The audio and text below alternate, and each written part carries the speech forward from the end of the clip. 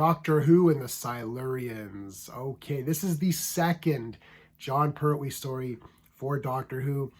Love it. We're going to talk about it using my space system. Story, pacing, artistry, characters, enjoyment. Each category gets a score between 0 and 2. 2 is the best that you can get in any category.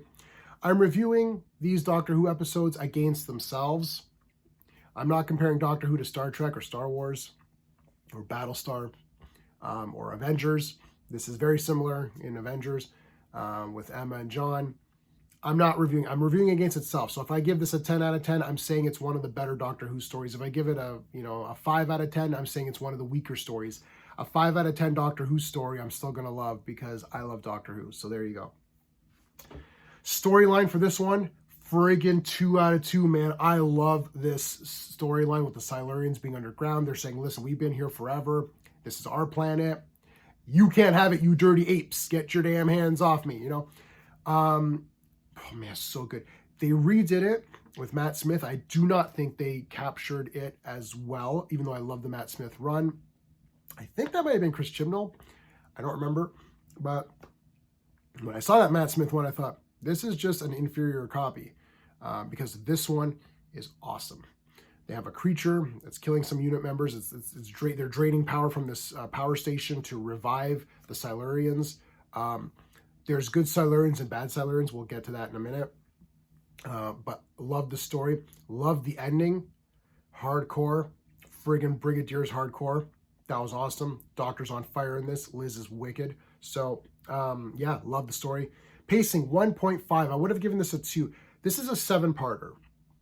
Classic Who is very known, especially these early ones here, where there's these like 7, 8, well, not 7. Some of them are like really long. I can't remember how many Genesis of the Daleks episodes, but I actually wasn't bored. I acknowledge that this really didn't need to be 7 episodes. Like at one point, the Silurians release a plague. The Doctor and Liz working together try to cure it. Liz actually comes up with one of the main components for the final solution for the problem, for the cure. She's awesome. We're going to talk about her in a minute. I still was not bored at all, not at any episode of this. I thought it all went perfectly. However, being a film reviewer and a movie and like a critic, I can acknowledge that this was probably too long. This probably should have been like 5 parts, right? Maybe 6. Definitely you don't need 7, but I personally wasn't bored, so I'm still giving it a 1.5 because I still thought it was fine. The artistry, I'm giving this a 2 out of 2. The Silurians lair is wicked. The Silurians themselves are friggin' awesome. When they redid them, they got rid of their little sonic device things on their heads. What the hell? That was cool. They look wicked. They move. I wish they were wearing some uniforms or something, but other than that, they look awesome. The lair's wicked. They've got a monster in this.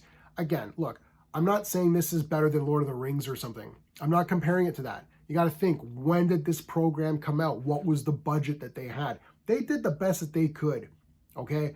I'm tired of Doctor Who getting a bit slagged on, the wobbly sets and all that. Screw that.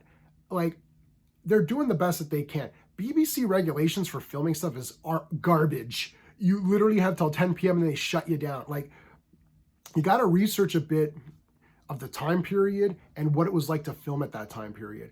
It's tough. So kudos to the people who created this one. I thought it was bloody awesome. Music was kind of interesting too. The music was a bit funky, which was kind of cool.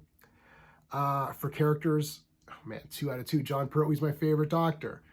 The best Doctor is Tom Baker. Hello. But my favorite Doctor, personal opinion, personal favorite, John Pertwee, Liz Shaw, number 3 companion. Love Liz Shaw. She came up with the cure, man. What the heck? She's awesome. She's the total package, okay? Liz Shaw is the total package companion. Brigadier Lethbridge Stewart, one of my favorite television characters, period, of anything, including Star Trek and all that other stuff, including Blake Seven. Like, Lethbridge Stewart, I just love that guy. He's so cool.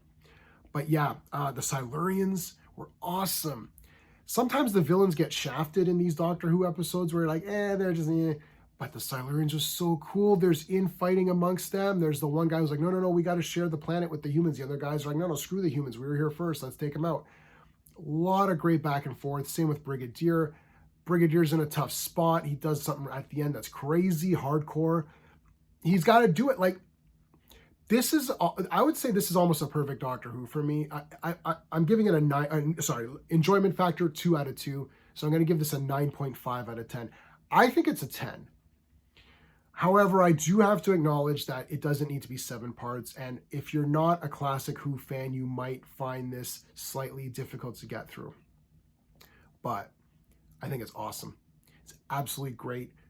I don't really have any complaints about it. I can nitpick the crap out of it to try to get you a lower score, but I feel that 9.5 is fine. I would be just saying it's a 10. I mean, I loved it. I thought it was great.